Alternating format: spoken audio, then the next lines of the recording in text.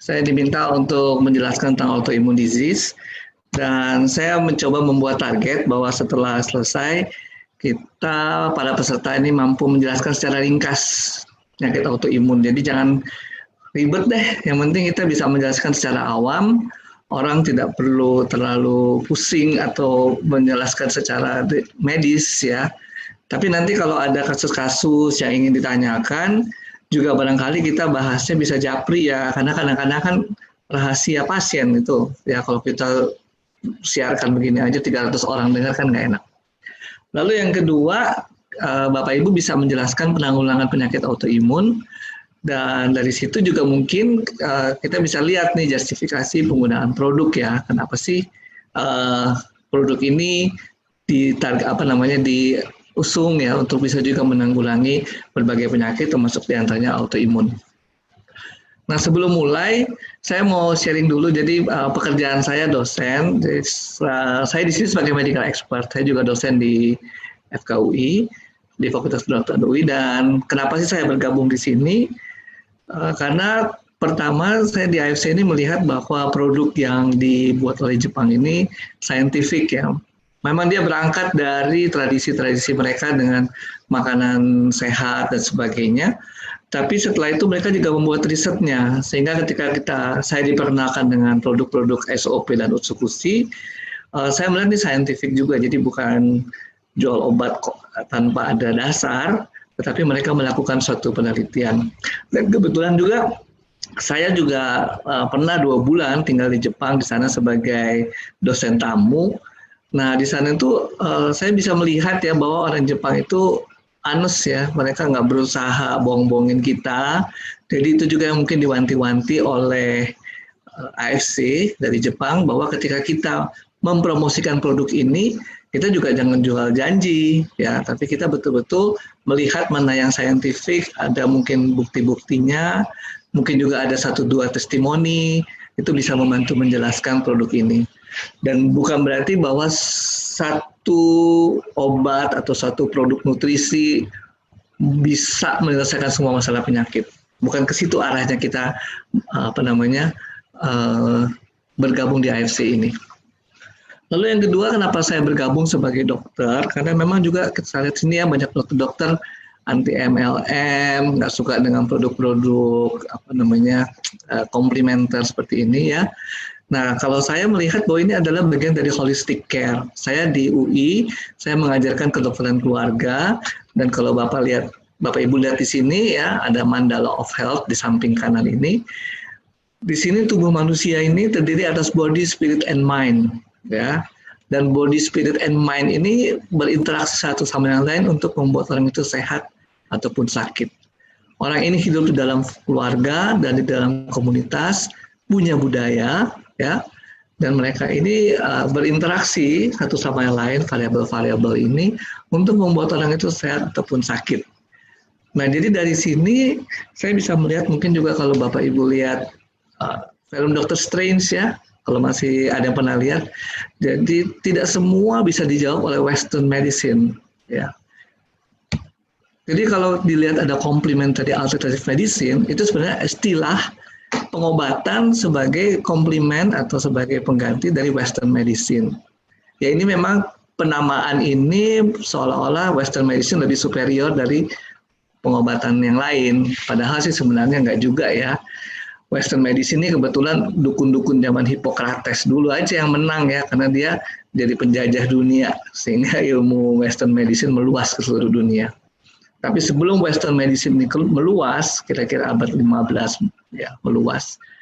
Sebelumnya sudah ada Chinese medicine, Japanese medicine, ada juga herbal di Pulau Jawa dan di pulau-pulau lain. Kalau nggak ada medicine pada era sebelum penjajahan Barat, nggak mungkin populasi itu survive.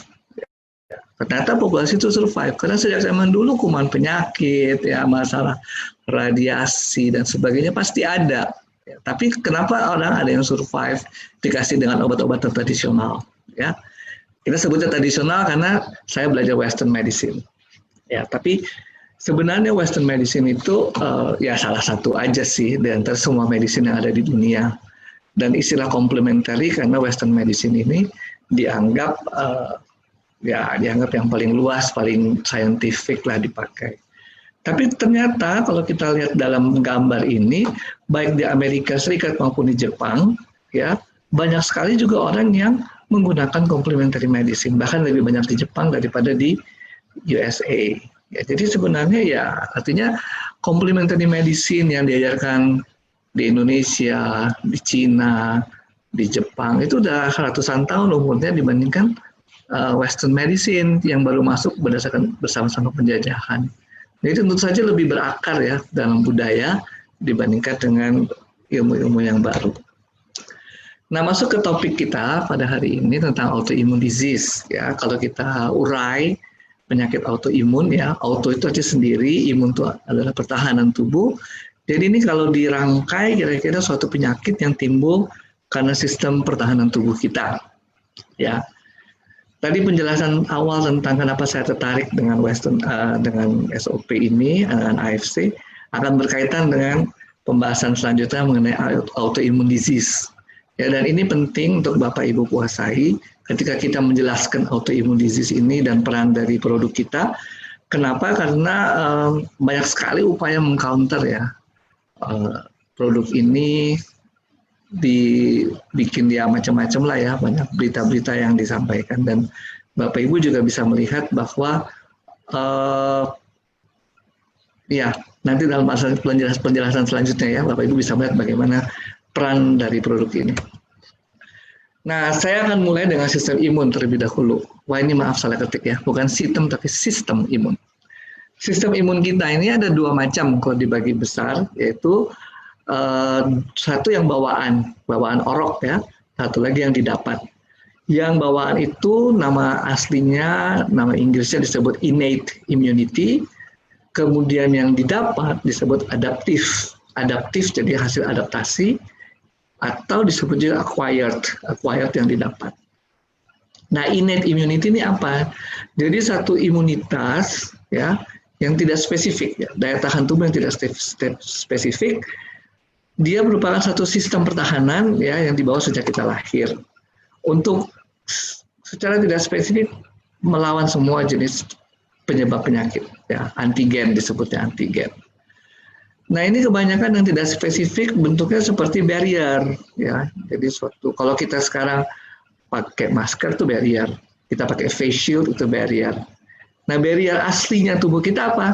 Kulit misalnya. Kulitnya adalah barrier kita. Lalu kalau kita bernafas, kita makan, saluran nafas kita juga ada barrier di dalamnya. Saluran makanan kita juga ada barrier dalamnya. Itu adalah yang tidak spesifik. Nah, barrier ini bukan cuma fisik ya. Jadi kalau Bapak Ibu suka masak ya, kita coba potong kulit sapi ya, kulit hewan lain itu keras sekali ya. Itu dia melawan barrier fisik, yaitu tajamnya pisau. Tapi ternyata nggak cuma itu, dia juga melawan barrier kimia misalnya. Dia juga melawan barrier biologis ya. Jadi kalau di sini nih kita masukin bakteri TBC tempel di kulit, ya nggak jadi apa-apa ya selama kulitnya juga masih bagus ya. Barrier kimia nih ya. Contohnya nih siapa ya, misalnya ada orang disiram air keras gitu ya. Ya setembus-tembusnya kulitnya angus. Biasanya setelah itu udah nggak. Ya jangan sampai, tapi itu contoh yang paling ekstrim ya. Jadi itu adalah innate immunity. Kulit kita sendiri juga merupakan satu organ immunity ya, organ imunitas yang paling besar. Yang paling besar, coba aja Anda kilo ya, kulit kita dikuliti terus kita timbang berapa kilogram, pasti besar ya, persentasenya besar. Lalu apa temannya? Temannya innate immunity adalah adaptive immunity. Adaptive immunity dari namanya, jadi didapat, imunitinya itu didapat ketika ada satu pajanan exposure dari spesifik kuman penyakit atau jamur atau virus ya. Jadi ketika kuman penyakit masuk, kemudian ada adaptive immunity ini, oke, dia ketemu, dia bentuklah antibodinya khusus ya. Jadi lebih cocok dia disebut adaptif dan acquired karena sudah ada yang menginduksi ya. kemudian dia buat antibodinya match dengan si antigen tersebut, cocok buat antigen tersebut, ya. Paling sering sebenarnya kita sudah alami itu semua dalam bentuk vaksinasi.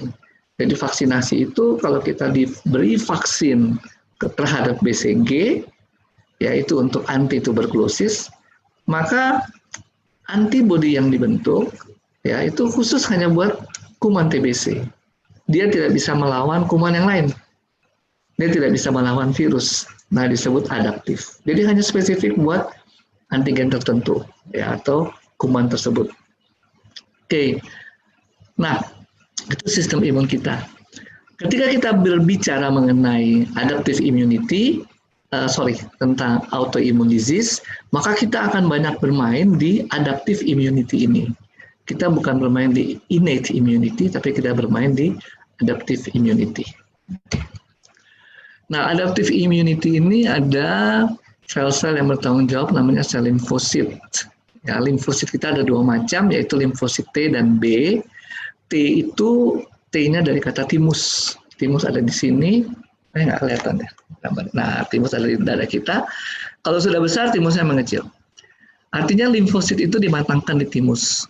Tugasnya apa? Tugasnya menyerang antigen. Antigen tadi bisa dari bakteri, virus, jamur, dan sebagainya.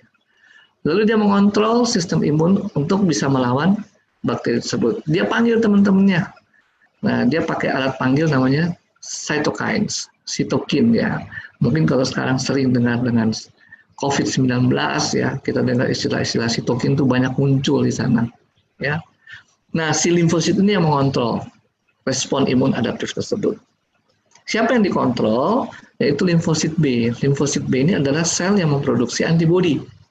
Jadi ketika ada exposure kepada limfosit T kemudian menyuruh limfosit B membentuk antibodi. Sehingga antibodi itu kemudian menyerang ke antigen tersebut. Nah, ini yang spesifik kita dapatkan dalam kondisi sehari-hari sekarang ini COVID-19.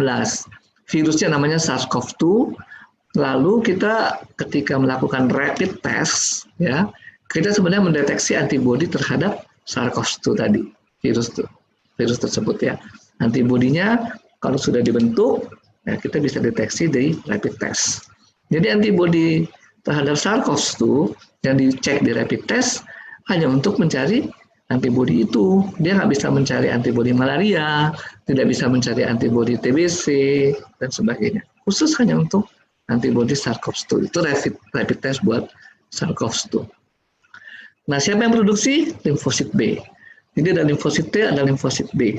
Limfosit B pematangannya menuju dewasanya itu dilatih di organ usus. Usus kita ini juga sebenarnya adalah lingkungan luar tubuh, meskipun terletak di dalam tubuh.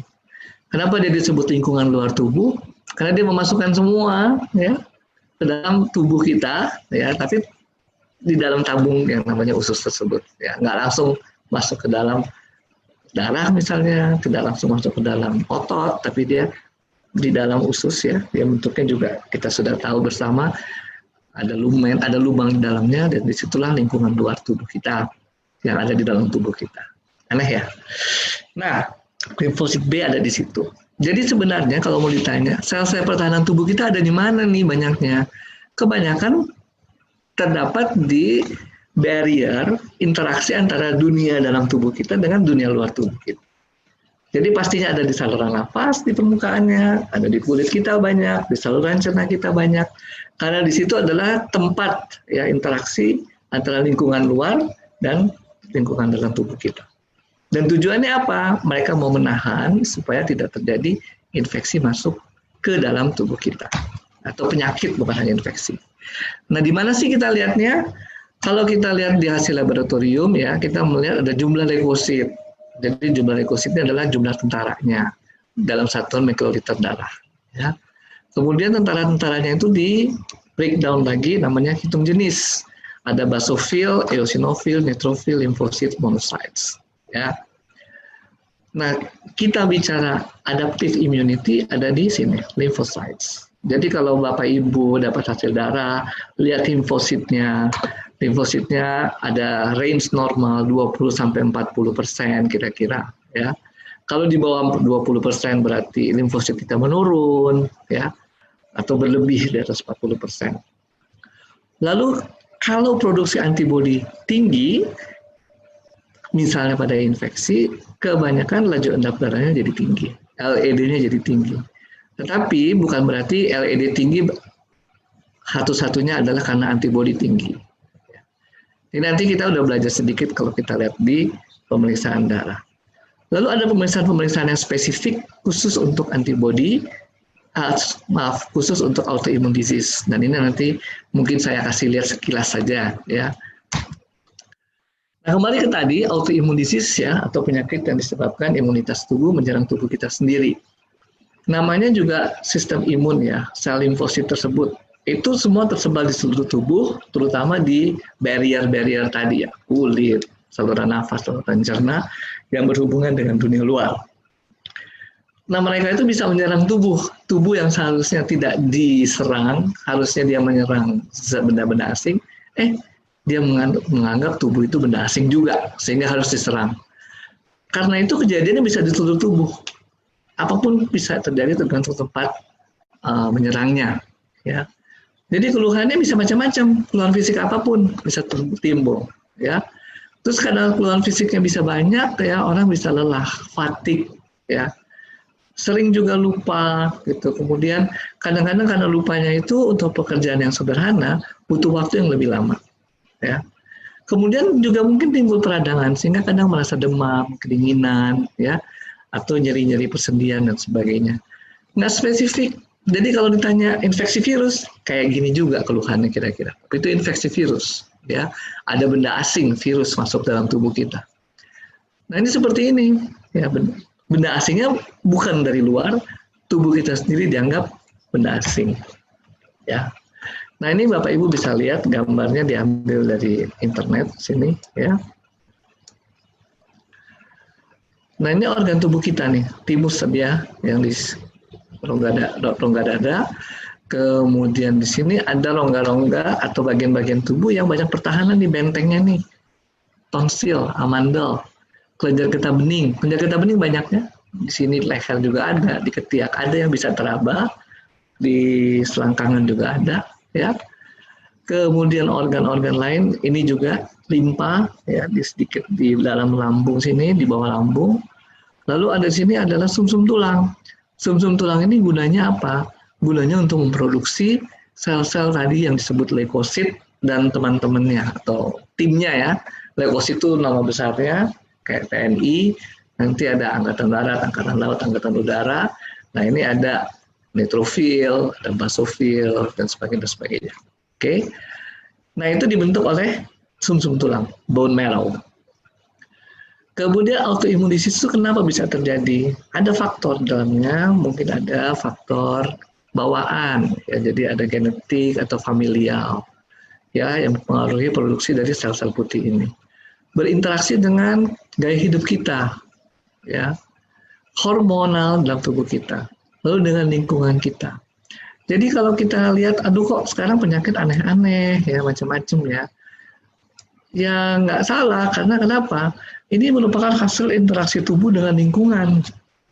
Jadi ini bukan penyakit yang, artinya lingkungan kita ini berubah terus, ya. Yang dulunya mungkin nggak ada, jadi ada, ya. Lingkungan kita ini kan kalau kita lihat climate change, kemudian produksi dari polutan makin banyak, sehingga yang tadinya tidak ada, jadi ada, ya. Dan yang ada ini kemudian menyebabkan malfunction pada kasus autoimun. Sehingga kemudian autoimun ini menyerang tubuh kita sendiri dan bisa terjadi di berbagai organ tubuh. Bisa di sistem endokrin, ini sistem hormonal kita, contohnya yang menyerang di pankreas, sistem hormonal kita. Ada di adrenalin, ya. Pokoknya itu sistem hormonal. Bisa menyerang di saluran cerna, jantung, kulit, tulang, sendi, semua, ya, bisa mengalami autoimun. Lalu dunia kedokteran sendiri mengenal ada 15 diagnosis penyakit, ya, dan ada 80 kondisi yang berhubungan dengan autoimun. Ya, alergi misalnya itu juga sebenarnya imunitas tubuh kita juga yang bermain, ya. Ada reaksi sensitivitas, ya, untuk autoimun. Kalau penyakit-penyakit mungkin yang terkenal itu lupus, ya, SLE. Ya, ada rheumatoid arthritis. Kemudian orang menyingkatnya bilang rematik ya. Rheumatoid arthritis. Ada multiple sclerosis, ini mungkin yang sering kita dengar. Ya, tapi ada banyak sekali penyakit autoimun. Sekali lagi, semua dasarnya sama, yaitu antibodi dibentuk oleh sistem imun kita melawan tubuh kita yang seharusnya tidak terjadi. Dulu cuma sedikit, sekarang jadi banyak. Kenapa? Karena perubahan lingkungan. Karena banyak hal-hal yang baru, polutan baru, benda kimia baru, radiasi yang baru. Itu semua membuat kerusakan dari sistem imun kita. Dan kemudian dia menyerang diri kita sendiri. Nah, bagaimana sih sekarang si dokter ini menanyakan? Ya, jadi kalau mungkin ada dari Bapak Ibu, keluhannya nggak spesifik, kayak cepat lelah, capek, ada nyeri di sini, sakit di perut atau sakit di tempat lain, ya. Sakit timbul, sakit nggak timbul, kadang-kadang hilang, nggak jelas, nggak ada polanya. Itu salah satu ya, kita berpikir demikian. Ada juga mungkin yang spesifik timbulnya di kulit, misalnya kulitnya jadi merah, bersisik, ya, kering, dan sebagainya. Atau mungkin juga jadi sensitif terhadap sinar matahari. Yang tadinya nggak sensitif, sekarang sensitif. Mungkin itu juga salah satu ya tanda-tanda bahwa ini adalah autoimun. Ya, atau timbul rash ya di merah-merah di muka dan sebagainya, itu contohnya. Atau nyeri-nyeri di sendi. Jadi di dalam kita menggali riwayat, mungkin juga si pasien nggak bisa melihat polanya, dokter juga nggak melihat sesuatu gambaran yang spesifik. Lain kalau kita bilang ISPA, gitu ya. ISPA jelas nih, saluran nafas aja. Saluran nafas kalau terserang ya nggak mungkin diare bentuknya. Ada itu saluran cerna. Ya. Nah ini bisa macam-macam. Lalu ketika diperiksa, bisa saja mungkin kalau kelainannya kulit, kelihatan ya kulitnya jadi kering, bersisik, merah, ya. Atau kalau nyeri sendi, sendi-sendinya juga mungkin kelihatan bengkak dan sebagainya, ya. Nah, ada laboratoriumnya. Jadi laboratoriumnya ini banyak nih, ya. Bapak Ibu bisa melihat sendiri, mungkin yang sudah pengalaman juga dengan penyakit autoimun bisa tahu bahwa penyakitnya ya, banyak ya. Ini bisa itu, tesnya macam-macam, ya. Mungkin saya nggak perlu jelaskan satu persatu, karena memang ketika kita menjelaskan nanti Bapak Ibu akan terjebak. Kalau Bapak Ibu dokter atau mungkin berkecimpung di dunia kesehatan dan mau mendalami, kita bisa ngomong japri ya atau bikin sesi yang lebih dalam. Tapi ketika dalam sesi seperti ini yang semua orang berbeda latar belakang, tentu seperti tadi saya bilang goalnya apa nih? Kita tahu prinsipnya. Prinsipnya apa? Daya tahan tubuh menyerang tubuh kita sendiri. Daya tahan tubuh yang mana? Daya tahan tubuh yang sifatnya adaptif. Adaptif maksudnya apa? Ada bibit penyakit, ya, ada agent penyakit. Si sel B, limfosit ini membentuk satu antibodi khusus bibit penyakit tersebut, khusus buat agent tersebut, khusus buat antigen tersebut. Nah, antigen tersebut, maaf ya ada suara anjing. Antigen tersebut itu ya bukan benda asing kali ini dalam penyakit autoimun, tetapi tubuh kita sendiri. Ya. Nah, itu yang kemudian menyebabkan serangan-serangan di seluruh organ tubuh, tergantung sistem imun kita itu melihat organ tubuh mana yang dianggap benda asing. Oke, prinsipnya di situ. Lalu apa yang akan dilakukan dokter? Ya, dokter akan memberikan pengobatan. Memang karena pengobatannya juga nggak ada yang spesifik ya. Umumnya berupaya menekan saja sih, menekan bagaimana supaya sistem imun itu tidak memproduksi antibodi yang menyerang tubuh sendiri. Itu ya. Jadi pengobatannya seperti itu. Dan memang tergantung penyakitnya, lokasinya di mana. Mungkin ada pengobatan-pengobatan yang spesifik. Tapi secara umum sebenarnya mengurangi peradangan. Dengan mengurangi ya kemerahan yang timbul, barangkali mengurangi nyeri, mengurangi bengkak, ya. Itu semua adalah pengobatan yang diberikan.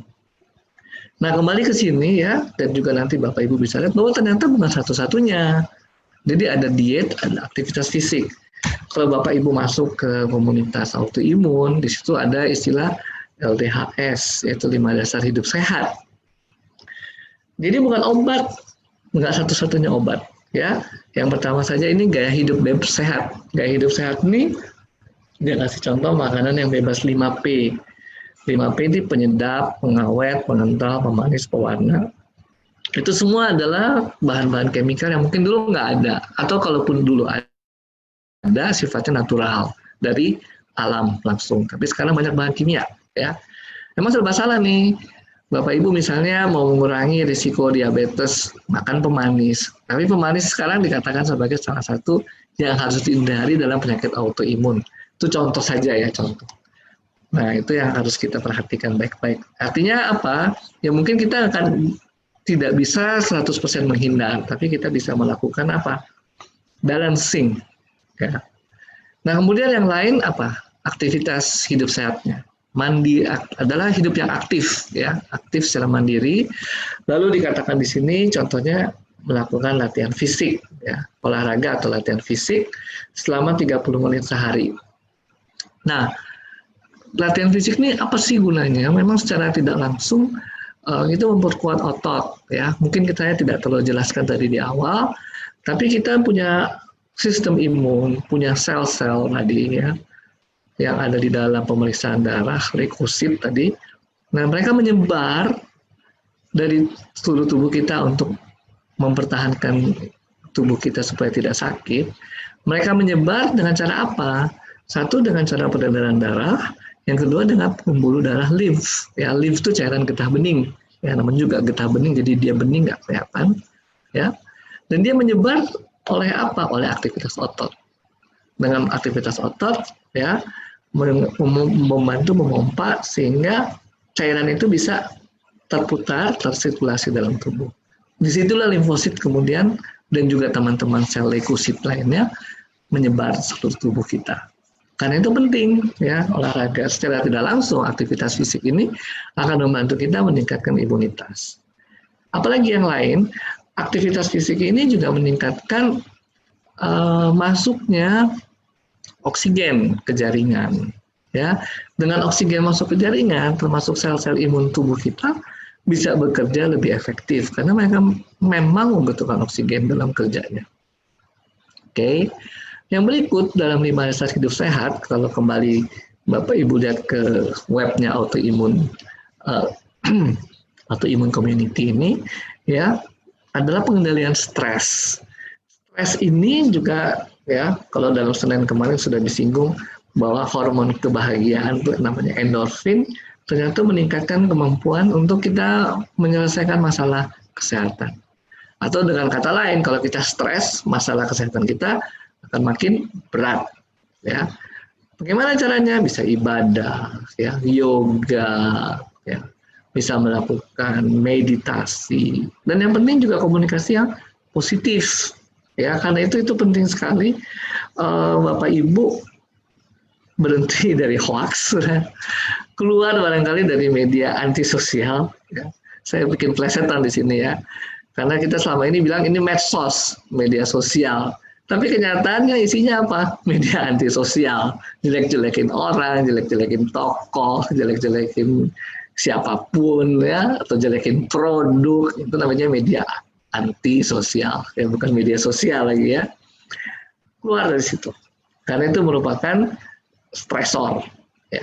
Ternyata psikis kita, tadi Bapak Ibu lihat gambar Mandala of Health, itu mempengaruhi kesehatan tubuh kita, ya. Lalu kita terus belajar, jadi cari informasi obat, ya. Kemudian hidup yang positif, ya. Hidup yang positif, bekerja secara cerdas, ya. Nanti kita lihat kaitannya dengan produk kita ini, ya. Lalu senyum setiap saat, itu menunjukkan bahwa kita ini mempunyai daya resilience, ya, daya tahan yang baik, ya, secara psikologis juga. Tersenyum setiap saat ini tersenyum yang tulus, ya, bukan kalau Bapak Ibu lihat di jalan ada orang senyum-senyum sendiri, ya, ngobrol sendiri. Nah, bukan senyum yang kayak gitu dong. Kalau itu udah kelebihan, ya.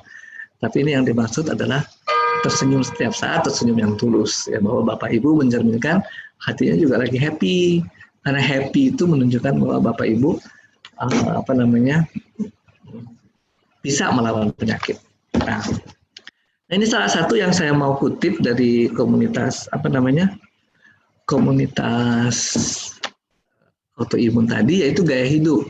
Di dalam gaya hidup ini yang di highlights adalah mengenai makan. Jadi kalau kita lihat makan kita seperti ini, ya, ini piring makan kita ini yang bundar kita bagi dua, lalu setelah bagi dua, 2/3-nya itu adalah karbohidrat, ya. Karbohidrat. Jadi kita ini disetting tubuh kita makan dalam bentuk karbohidrat, bukan dalam bentuk gula. Ya, bedanya apa? Gula itu molekul kecil, karbohidrat molekul besar. Ya, yang di dalam tubuh kita nanti dia pecah-pecah menjadi gula juga. Tapi kita diajar untuk makan yang karbohidrat. Mungkin yang penting dengan konteks autoimun kita, Bapak Ibu bisa lihat bahwa setengah dari piring ini isinya adalah sayuran dan buah-buahan. Mereka ini mengandung apa? Antioksidan, ya, antiinflamasi, ya. Lalu kalau lihat sayuran itu sebenarnya kalorinya sangat rendah, ya. Kemudian ada sih kalori yang tinggi sayurannya, daun singkong, sayur nangka itu semua termasuk yang tinggi, ya. Tapi sebagian besar sayur tidak ada kalorinya. Lalu rendah antigen tadi yang 5P tadi itu rendah. Artinya apa? Kalau lihat di gambar ini makan makanan yang alami. Dengan makan makanan yang alami, kita rendah antigen. Oke. Nah sekarang kita lihat ke produk kita, ya. SOP itu punya paten nomor 1, cell regeneration effect, ya. Jadi sel-sel yang tidur diaktifkan kembali. Termasuk sel yang mudah diaktifkan adalah yang ada di bone marrow, di sumsum tulang, untuk menghasilkan apa? Menghasilkan sel-sel pertahanan tubuh. Itu dia bone marrow, ya. Yang kedua, meningkatkan sirkulasi darah, ya, sehingga oksigenasi berjalan lancar, bahkan ke seluruh tubuh kita, bahkan oksigen juga yang dibutuhkan oleh sel-sel imun kita juga didapatkan dengan lancar, sehingga sel-sel imun kita bisa efektif, ya. Lalu yang ketiga, meregenerasi kulit, ya.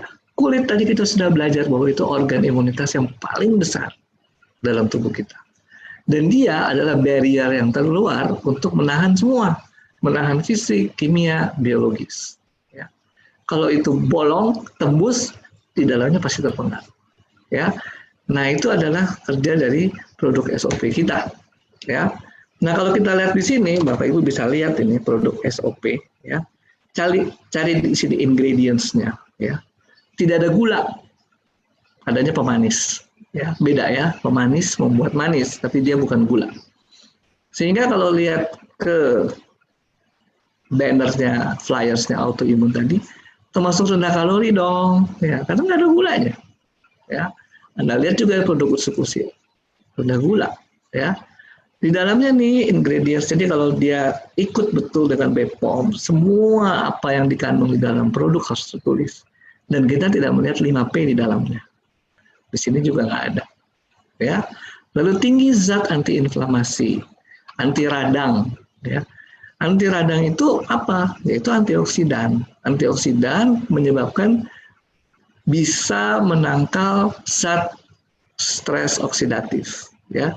Stres oksidatif tersebut atau oksidatif reaktif itu dia yang membuat radang, merusak jaringan dan sebagainya.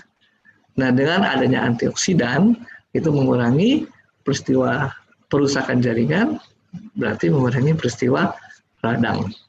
Bahkan secara khusus ya, si Utsukushi ini juga punya klaim produk yang menolong atau meningkatkan daya tahan tubuh kita melalui natural killer cell. Nah, jadi saya mau ringkas, sudah cukup panjang 30 menit ya saya berbicara. Autoimun disease ya atau penyakit autoimun prinsipnya adalah tubuh kita membentuk antibodi melawan tubuh kita sendiri. Seharusnya antibodi itu dibentuk untuk melawan penyebab penyakit. Ya, penyebab penyakit itu apa? Bisa virus, bakteri, ya, jamur dan sebagainya, bahkan sel-sel kanker. Ya, itu sudah dianggap penyakit, ya, dianggap makhluk luar. Itu satu. Jadi antibodi dibentuk melawan tubuh kita. Antibodi itu dibentuk oleh siapa? Nah, itu dibentuk oleh sistem imun yang namanya adaptif tadi, oleh limfosit B. Nah, ini ada kaitannya nanti dengan ketika kita berbicara utsukusi. Utsukusi itu mengaktifkan natural killer cell. Natural killer cell itu bukan produsen antibodi. Namanya juga natural killer cell. Dia sel pembunuh, ya. Semua dibunuh, termasuk sel kanker juga dibunuh, ya. Kerjanya dia bukan membentuk antibodi. Ya. Antibodi kerjanya dibentuk oleh sel B tadi, limfosit B, ya. Itu penting, ya, untuk Bapak Ibu juga mungkin bisa menjelaskan sedikit mengenai produk kita. Lalu kalau kita bicara mengenai ini karena ini makanan ya, nutrisi, produk kita adalah nutrisi, maka bermainnya di sini. Seperti slide yang di sebelah kiri, yaitu rendah kalori, ya, rendah zat antigen, rendah zat antiinflamasi.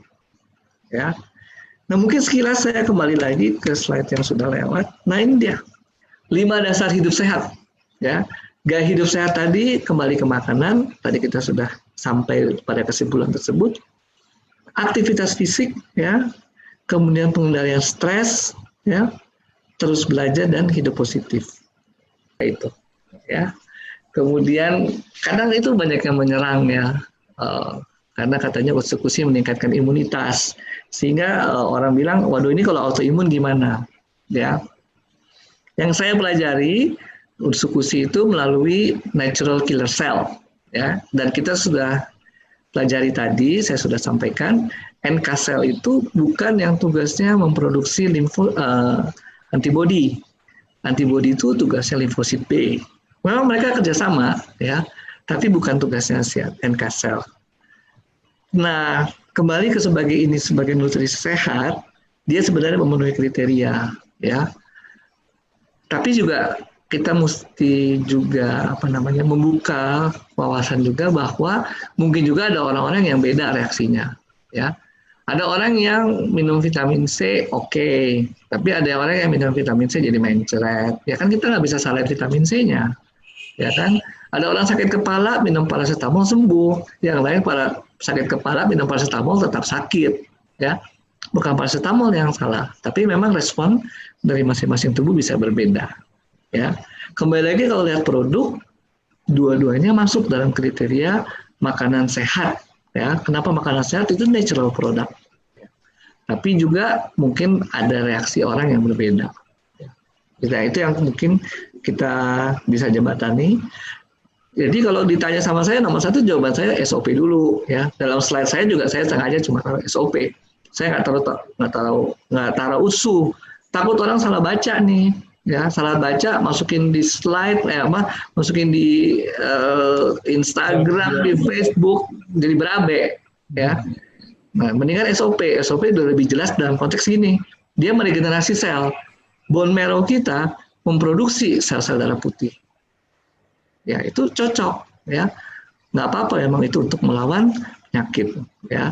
Kemudian SOP melancarkan peredaran darah, oksigenasi masuk ke seluruh jaringan, ya. Semacam itu dulu ya. Saya nggak mau kita terjebak dengan usukusi karena sempat jadi rame ini, ya. Sempat jadi rame, tapi padahal sih kalau menurut kriteria makanan sehatnya sih masuk, ya. Oke. Sangat menjawab, Dok, harusnya itu. Iya. Oke, ini lanjutnya ini, Dok. Anak teman saya sepertinya autoimun, mungkin karena badannya gatal-gatal sampai luka basah, Dok. Umurnya baru 12 tahun, kemungkinan anak ini masalahnya dari dalam, bukan dari kulit, walaupun akibatnya adalah gatal-gatal dan lain-lain. Karena waktu dia usia 5 atau 6, problemnya emang udah ada, Dok. Jadi tiba-tiba sembuh sendiri setelah 1 atau 2 tahun, terus sekarang muncul lagi. Nah, kira-kira minum SOP atau UTSU atau keduanya, dan sebaiknya berapa banyak? Soalnya dia udah mulai cobain sih kayaknya SOP dan UTSU, cuman mau nanya berapanya. Oke.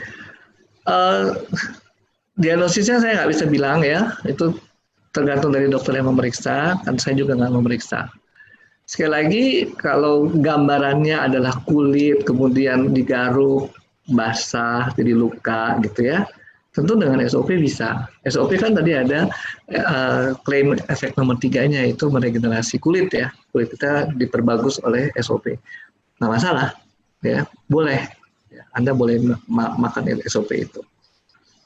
Demikian juga kalau mau pakai usukusi. Ya, secara ininya sih nggak masalah. Kalau kulit terbuka, risiko untuk infeksi. Nah, usukusi meningkatkan antibodi. Sorry. Meningkatkan daya tahan tubuh. Maaf nih ya. Sorry, delete. Meningkatkan daya tahan tubuh melalui NK cell. Ya, aduh ini salah omong terus nih. Ya, itu usukusi. Ya, NK cell adalah pertahanan tubuh yang tidak spesifik. Semua yang dilawan, ya, semua dimakan sama dia. Oke, boleh dua-duanya dipakai. Oke, next ya dok. Ya, Autoimun itu apa bisa mengakibatkan kelopak mata itu agak susah ngebuka dok? Mata nyaman kalau terpejam sebentar, tapi kalau kena sinar matahari, kekuatan mata untuk ngebuka itu berkurang katanya. ya balik pada prinsip tadi ya. Prinsipnya itu adalah antibodi menyerang tubuh kita sendiri, ya. Mana yang diserang, ya itu kemudian gejalanya timbul seperti itu. Ya, saya nggak bisa detail bilang bahwa kelopak mata adalah salah satu gejalanya. Ya saya nggak tahu juga. Tadi memang saya juga sebutkan bahwa orang bisa sensitif terhadap sinar matahari, tapi itu bicaranya kulit sih, bukan mata ya. Apakah jadi sensitif terhadap mata? Ya mungkin nanti kita perlu japri-japrian lagi atau saya cari informasi lebih lanjut. Kalau diserangnya saraf juga bisa terpengaruh. Ya. Kalau sarafnya saraf yang mengangkat bola mata, apa kelopak mata ya bisa terpengaruh juga. Ya. Tapi emang nggak ada yang spesifik ya. Sekali lagi bisa seluruh tubuh tergantung bagian tubuh kita yang diserang. Oke, nextnya ini. Saya umur 23 tahun, baru merasakan gatal-gatal dan bahkan sering bengkak di bibir dan mata. Kalau cuaca dingin, makan udang atau ikan tongkol, langsung muncul gatalnya. Bisa juga asam lambung saya naik, gatalnya pun muncul. Apa ini golongan autoimun, dok? Saya udah konsumsi SOP 6 bulan dan Utsukushi baru jalan 2 bulan, tapi masih kayak begitu. Apa gimana tuh, dok, lebih baiknya? Kalau alergi ya emang berkaitan dengan daya tahan tubuh, apa imunitas tubuh ya, kan udah jelas alergi ya. Jadi alergi itu sebenarnya reaksi tubuh terhadap antibody antigen yang dari luar tadi. Ya, disebut apa namanya? Bukan autoimun, alergi, karena jelas ada benda dari luar yang masuk. Kalau autoimun bukan benda dari luar, tapi tubuhnya sendiri, ya, yang dilawan, gitu. Tadi pertanyaan berikutnya apa di situ? Pertanyaan berikutnya, dia udah konsumsi SOP 6 bulan sama Utsukushi baru jalan 2. Dia bilang masih muncul gatalnya, lebih baik konsumsi lagi atau maksudnya konsumsi yang mana atau gimana? Ya, mesti dievaluasi dulu nih gatalnya kenapa ya. Gini, kan kalau emang reaksinya alergi itu obatnya adalah menghindari. Jangan dimakan terus. Jadi kalau memang ikannya enak, tapi kalau tidak alergi ya jangan dimakan terus. Ya. Jangan kita beranggapan bahwa dengan kita mengonsumsi SOP atau usukusi, akhirnya alerginya hilang. Enggak sih, itu beda jalur ya. Sama, kadang-kadang juga soalnya saya sering dapat dok kalau di kantor. Kayak misalkan bilang, ya saya diabetes, terus saya udah minum konsumsi SOP tapi nggak turun, dia bilang. Nah terus saya tanya, Bapak udah jaga makan atau enggak, atau ada cek dokter? Nggak ada ya, saya makan normal aja. Ya, sama aja. Iya, ya. Betul. Harus Tadi juga di slide saya kan juga pengobatan autoimun nggak bilang obat doang. Tetap ada dietnya, ada aktivitas fisik, itu semua kayak gitu, semua penyakit. Oke. Nah, ini next-nya lagi, dok. Ini anak saya hypertiroid. Sebaiknya konsumsi SOP atau Utsukushi. Hypertiroid itu masuk autoimun juga ya, dok ya? Hypertiroid tergantung penyebabnya sih sebenarnya hypertiroidnya apa. Tapi autoimun kalau goiter ya itu. Oke, sebaiknya minum apa gitu ya? Pertanyaannya. Tadi pertanyaannya sebaiknya minum apa gitu ya? Sebaiknya minum yang mana, dok? Banyak sih ini pertanyaan gini, yang serupa-serupa hypertiroid. Ya,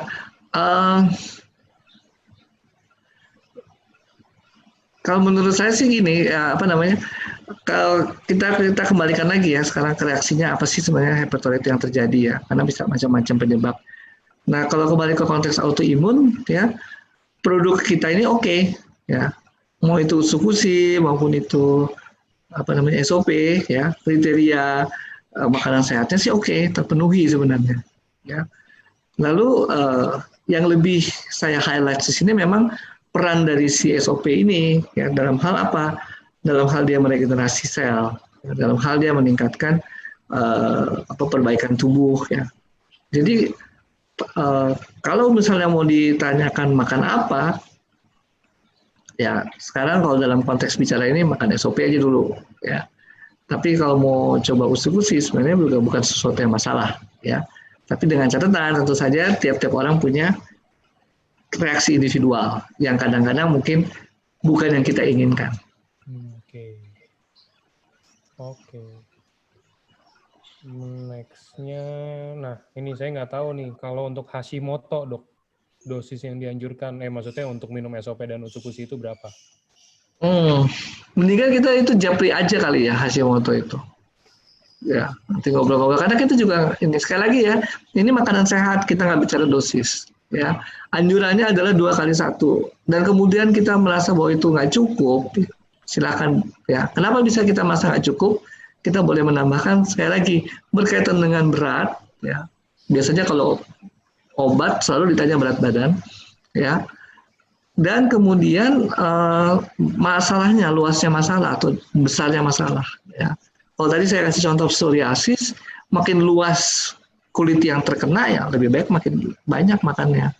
Gitu. Nah Hashimoto ini juga mungkin kita mendingan japri-japri aja dulu ya apa yang terjadi ya, sehingga kita bisa ini memberikan jawaban yang lebih spesifik. Tadi saya ada awal khawatir nih kalau kita ngomongnya medis ya terlalu apa namanya, nanti kan latar belakang kita beda-beda semua ya, jangan sampai nanti menangkapnya nggak total gitu ya. Oke. Oke, nextnya ada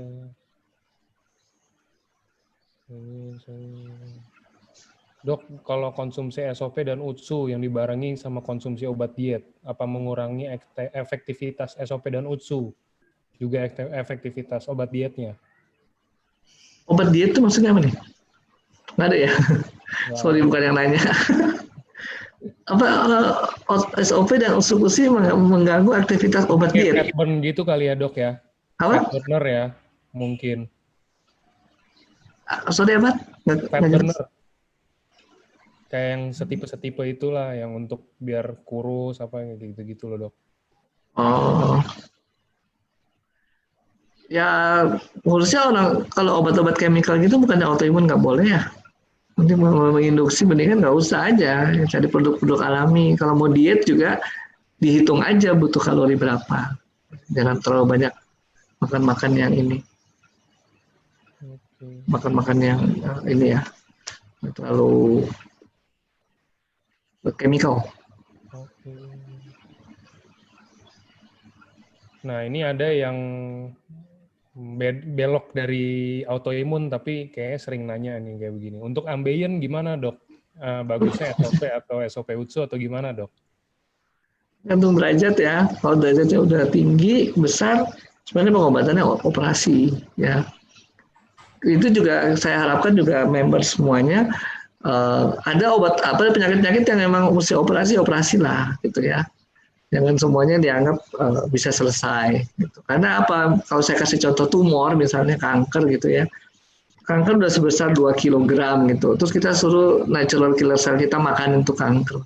Lama baru kecil kankernya. Ya. Jadi angkat aja pakai operasi biar cepat. Itu contohnya. Ya. Jadi kalau tadi ambeien tergantung derajatnya. Dan kemungkinan sih ambeien penyebabnya pengobatannya memang operasi ya. Boleh makan SOP itu untuk apa? Misalnya untuk pasca operasi pasti kan banyak jaringan rusak yang perlu recovery. Nah itu akan bermanfaat di situ. Oke, nextnya ini. Kalau untuk orang yang sel darah putihnya berlebih dok, dianjurkan untuk minum usukusi tetap atau gimana dok? Oke. Eh, kasusnya apa nih? Lebih ini ya, maksudnya kayak leukemia gitu ya kali ya, penyakit kanker darah bukan? Nggak tahu deh. Bukan yang nanya, salah, ini cuma baca pertanyaan. Oke, kebanyakan sih ya, kebanyakan kalau yang namanya sel darah putih berlebih, kalau lebihnya masih oke-oke aja, biasanya infeksi nih, lebih tapi oke-oke aja ya. Jadi kalau misalnya batasnya leukosit itu kan 5.000 sampai 10.000, 11.000, 12.000, 15.000 itu masih mungkin karena infeksi, biasanya naik dia. Tapi kadang-kadang juga kalau kanker darah, oke, itu juga bisa tinggi. Oke, nah kembali ke pertanyaan tadi, usus mau dikasih apa enggak? Kalau saya kasih, ya. Kenapa saya kasih? Itu kan dia mengaktifkan NK cell. NK cell itu klaimnya apa? Bisa membedakan cancer sama non cancer. Ya udah kasih aja, ya. Kemudian NK cell itu juga adalah sel-sel yang pertahanan tubuh non spesifik, ya. Jadi kalau ada virus, ada jamur berkeliaran dalam tubuh kita, perlu NK cell untuk ini, ya, membunuh, ya. Kasih kalau saya sih. Oke, ini ada yang nanya tentang vitiligo, Dok. Apa masuk autoimun nggak itu? Lebih baik SOP atau UTSU? Umur 4 tahun katanya. Oke. Itu mungkin japri aja deh ya. Masuk ini. Saya juga mesti belajar lagi vitiligo ya. Vitiligo, oke.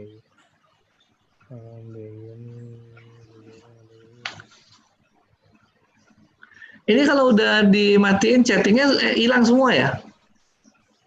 Chattingnya hilang, Dok.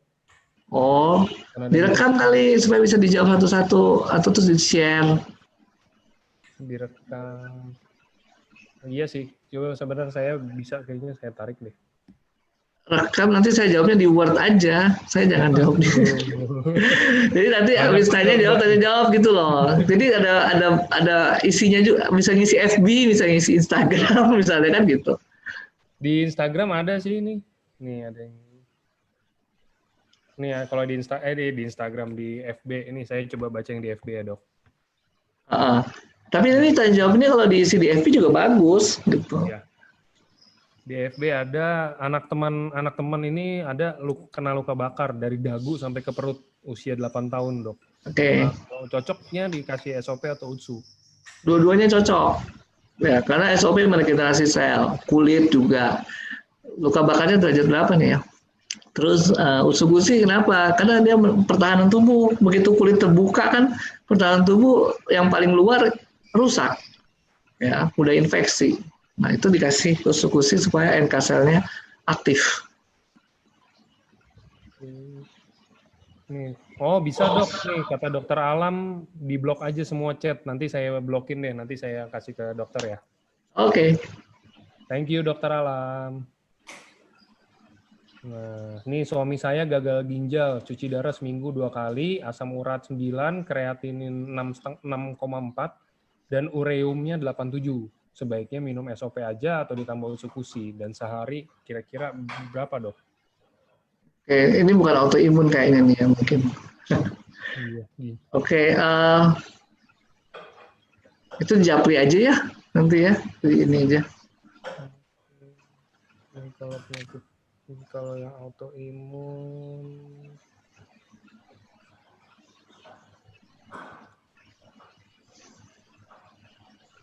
udah, Dok, yang autoimun dikit ini malah yang nanyanya semua, Dok, yang tadi yang cuci darah, yang apa kayak gitu.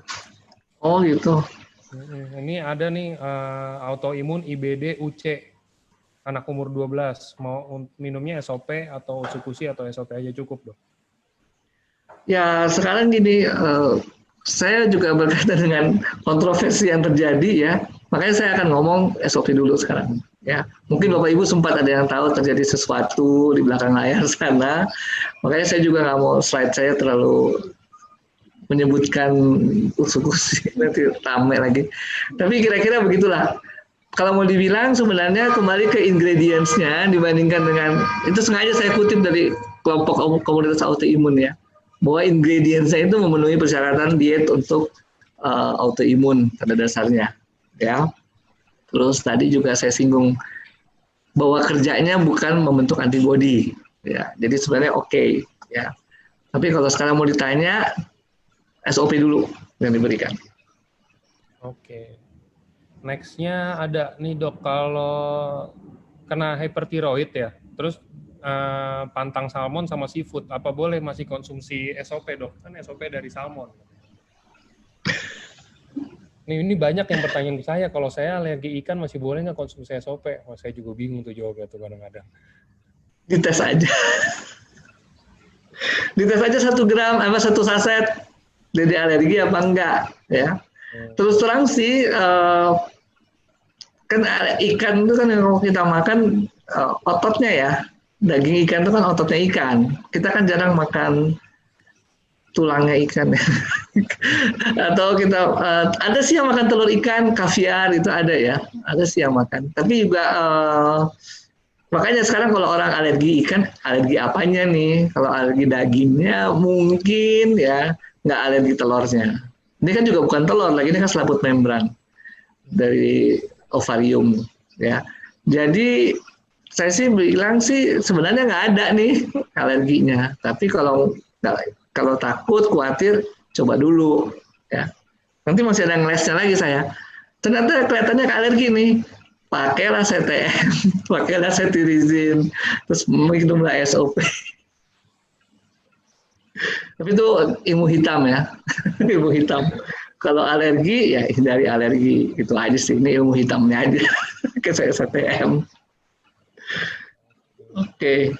Oke, ini next-nya ada, kalau saya ini autoimun spondyloarthritis, minum SOP kok mahnya nggak enak ya dok? Mahnya nggak enak. Oke, saya nggak tahu mahnya apa, mungkin harus dianalisis lebih lanjut. Satu, bisa menghindarinya dengan misalnya minum ditaruh jari di bawah lidah. Asumsinya kalau di bawah lidah nggak ada yang ketelan ya, meskipun mungkin ada yang tertelan juga. Terus yang kedua, MAH ini yang kronis, kebanyakan mungkin juga ada infeksi, namanya Helicobacter pylori. Itu di dalam klaim produk Utsukushi, itu dia bisa membantu mengatasi Helicobacter tersebut. Jadi bagaimana nih mengatasinya nih? Selain minum SOP ya minum Utsukushi juga. Oke. Next-nya, oh ini. Ada teman saya kena autoimun di ginjal. Jadi memang nggak boleh minum suplemen, vitamin, herbal dalam bentuk apapun. Saya udah 5 tahun berobat di Singapura, dokternya udah wanti-wanti kalau kondisi saya mau stabil harus benar-benar dijaga. Gimana cara jelasinnya kalau saya mau konsumsi SOP dan UTSU gitu, dok? Nggak usah jelasin, kasih aja produknya. Kemudian kasih penelitiannya, atau jangan berdebat sama dokter. Dokter itu berdebat tuh ya, sakit kepala dia langsung kesal sendiri, akhirnya kita dimarah-marahin. Nggak usah jangan berdebat sama dokter. Udah, kalau perlu gini aja, atau suruh dokter suruh ketemu sama dokter gitu aja. Email-emailan sama saya. Pasti kalau berdebat sama dokter mau nggak mau terpaksa kalah.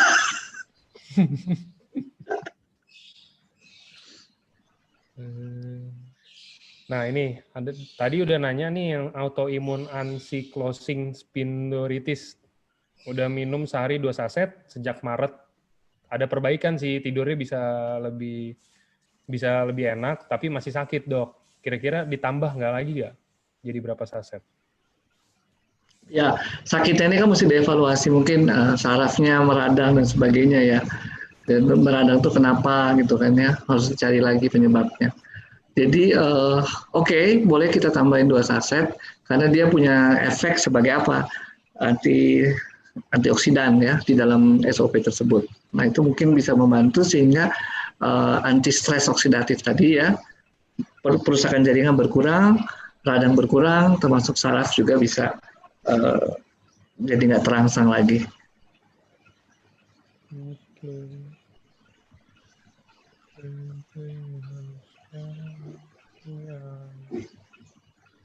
Ini ada pasien autoimun tipe SLE, konsumsi 1x1 SOP selama 6 hari, asam lambungnya naik, terus ada benjolan di payudara, terus setelah ditambah Utsukushi 1 lagi, dia ada kayak mual, ada muntah, apa segala macam gitu dok. Kira-kira itu kenapa dok? Ya, SLE-nya seberapa berat nih? Kemudian untuk SLE-nya sendiri, sorry ini suara anjing. Oke, SLE-nya dijelaskan. sendiri diobati apa, gitu kan? Harus dilihat juga nih. Jadi bisa saja memang kebetulan kejadiannya dengan reaksi apa namanya reaksi adverse reaction dari obat yang diminum. Mungkin saya nggak bisa ngomong lebih detail. Itu juga harus dievaluasi. Itu paling. Jadi tapi kalau misalnya benar-benar merasa bahwa itu memang karena eksekusi atau SOP, di stop dulu nggak apa-apa. Setelah itu nanti satu-satu di apa namanya ditingkat atau dikasih satu-satu lagi. Jadi sekarang stop dulu misalnya, kasih jeda, kasih waktu istirahat, kemudian pelan-pelan kasih lagi. Sama ini kalau yang dari Facebook ada nih dok. Jadi papa saya umur 60 tahun didiagnosis autoimun, terus dari lutut sampai ke bawah itu lumpuh. Tangan juga kram, lumpuh. Bagusnya itu SOP atau SOP UTSU dok? Dua-duanya. Gimana orangnya keram lumpuh? Jadi dari dia didiagnosis dokter itu dia autoimun. Oke. Autoimunnya kayaknya bikin dari dia lutut ke bawah itu semuanya lumpuh. Terus tangannya kram lumpuh, yang kayak kram lumpuh gitu loh dok. Konsumsi SOP atau UTSU? Atau dua-duanya? Um, Dua-duanya nggak ada, tapi mending dua-duanya nggak apa-apa. Mending gini, japri juga ya, supaya nanti saya jelaskan dan apa yang diharapkan dari konsumsi itu ya. Uh, apa mengharapkan lumpuhnya hilang atau mengharapkan apa yang lain, mungkin itu harus dijelaskan juga ya. Jangan sampai nanti kita mispersepsi nih mengkonsumsi dua-duanya dengan harapan sesuatu, tapi kemudian yang didapatkan berbeda. Ya. Oke, ini kalau autoimun rheumatoid arthritis sudah Ya. minum SOP 2 kali 1 sehari, tapi setelah minum SOP malah terasa sakit. Tapi kalau diminum 1 kali 1 tidak sesakit minum 2 kali 1. Ini harus gimana? Apa harus ditambah UTSU juga dok? Oke, kalau 2 kali 1 sakit ya dikurangi 1 kali 1 nggak apa-apa dulu ya. Memang kan tubuh juga membutuhkan waktu ya ketika dia mendapatkan suatu apa namanya tambahan baru ya. Saya seperti orang dikasih istilah detox gitu ya. Mungkin dia masih kaget, dia perlu waktu untuk yang namanya beradaptasi. Tapi setelah 1 kali 1 oke, mau ditambah lagi boleh 2 kali 1. Nah, pertanyaan berikutnya sama nih jawabannya kalau tentang utsunya mau dikasih apa enggak? Ya sebenarnya secara kriteria autoimun dia boleh dikasih. Ya, nggak ada masalah. Oke, lupus itu autoimun bukan dok? Terus kalau SOP bisa membantu apa dari lupus? SOP dan UTSU, kira-kira yang mana yang lebih bagus? Ya, lupus itu penyakit autoimun ya. Kemudian tadi kan saya sempat singgung SOP itu meregenerasi sel. Jadi kalau orang sakit autoimun, pengobatan autoimun itu biasanya mensupresi apa namanya sel-sel yang membentuk antibodi ya, dan sel-sel itu emang rusak jadinya kan karena ditekan fungsinya. Nah, perlu SOP untuk meregenerasi. Ya, jadi sel-sel pertahanan tubuh diregenerasi lagi ya oleh SOP. Ususi tadi juga ada penjelasan bahwa dia itu juga membantu pematangan NK sel. Nah, NK sel itu adalah bagian dari sistem imun tubuh juga. Jadi kalau kita minum obat yang mensupresi daya tahan tubuh kita, menekan daya tahan tubuh kita, ya bermacam-macam jenis tertara itu mungkin terpengaruh ya. Nah, perlu peningkatan produksinya dengan SOP dan perlu trainingnya dengan ususi. Oke. Ini ada yang tanya lagi, kalau minum Utsukushi dibarengin sama suplemen lain yang fungsinya untuk meningkatkan imun, dok. Apa bisa menyebabkan cytokine storm? Oke. Apa nih echinacea bukan maksudnya ya? Saya kurang tahu juga cytokine. Tapi cytokine storm ini lagi ngomong COVID ya, COVID-19 ya.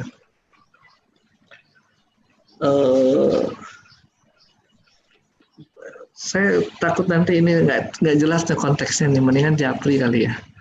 Nanti soalnya yang nangkep 500 orang nih. Nanti saya juga takut salah jawab juga. Oke. Nggak, nanti soalnya ditangkap, padahal mungkin konteksnya COVID-19 ya. Kita kan nggak tahu. Oke. Ngomong-ngomong COVID-19 agak tricky sekarang. Iya, lagi semuanya itu FB aja kemarin saya dapat itu kan news nggak boleh post-post yang tentang COVID lagi itu saya. Ya, soalnya apa namanya, istilah cytokine storm itu kan munculnya di COVID-19. Ya, nanti tolong itu mungkin japri aja atau gimana ya. Kalau ini dok nextnya, kalau ada orang dengan hypertiroid, apa harus seumur hidup minum PTU propanolol? Apakah SOP dan USU bisa bantu itu atau ngurangin dosis dari obat dokter? Nah, belief itu penting ya. Kalau kita yakin ya, sebenarnya tubuh kita juga bisa merecovery ya. Hanya timingnya itu memang kita nggak bisa atur baik-baik ya. Oke, untuk sementara perlu obat. Tapi dengan kita mengkonsumsi suplemen, itu berusaha kita mereduksi supaya obat itu diturunkan.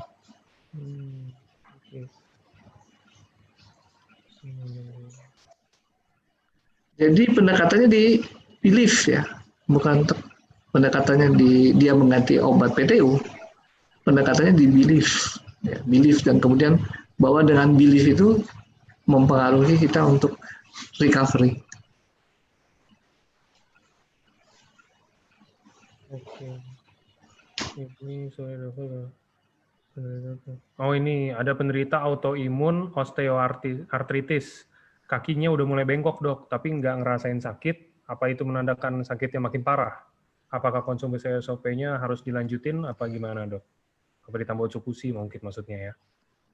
Ya, ya ini kalau itu makin bengkok ya makin parah pasti kan harusnya lurus ya. Dan SOP-nya aja ditingkatkan dulu ya. Kemudian ya jangan satu-satunya kali, mungkin dia perlu vitamin D kali, perlu berjemur juga ya. Jadi bukan satu-satunya kita bersandar di satu penyelesaian masalah. Oke.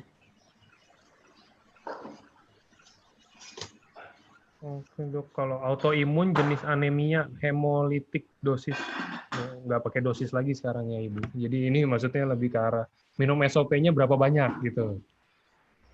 Ya, kembali anjuran dari AFC adalah 2 kali 1 saset ya.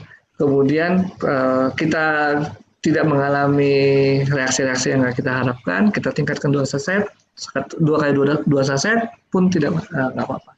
Kita tingkatkan lagi 3 kali 2 saset atau 2 kali 3 saset, sebenarnya nggak ada masalah ya. Yang penting kemudian begini, ketika kita menyelesaikan satu masalah ya, penyelesaiannya itu multifaktor ya. Seperti tadi contoh saja untuk autoimun, nggak cuma obat kan, ada dietnya juga, ada aktivitas fisik juga. Itu semua penyakit sekarang ngomongnya gitu ya. Karena kembali ke mandala of health tadi yang namanya sehat itu psikis, biologis dan juga spiritual ya. Dan kemudian ada faktor-faktor lingkungan yang mempengaruhi. Oke dok. Ini